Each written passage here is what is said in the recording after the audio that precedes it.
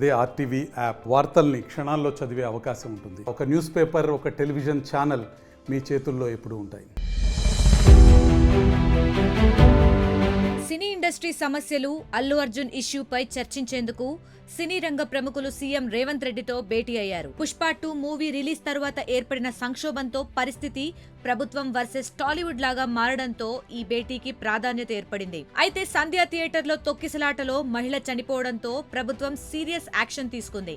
ఈ ఘటనకు బాధ్యుణ్ణి చేస్తూ హీరో అల్లు అర్జున్ ను అరెస్ట్ చేయడం సినీ పరిశ్రమలో సంచలనంగా మారింది. దీంతో సీఎం రేవంత్ అసెంబ్లీ వేదికగా కొన్ని కఠిన నిర్ణయాలు తీసుకున్నారు. దీంతో ఘటన తర్వాత ఏర్పడిన పరిణామాలపై సినిమా పరిశ్రమ పెద్దలు సీఎం రేవంత్ తో ప్రత్యేకంగా భేటీ అయ్యారు.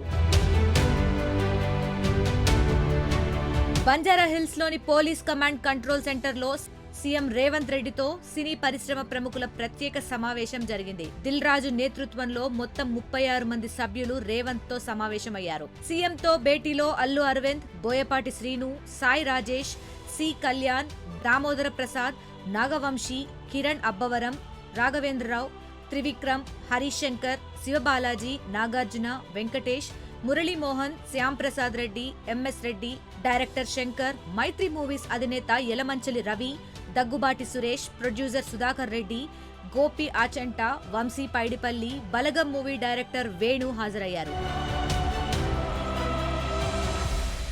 అయితే సీఎం రేవంత్ తో భేటీలో సినీ ప్రముఖులు పలు కీలక అంశాలు చర్చించారు.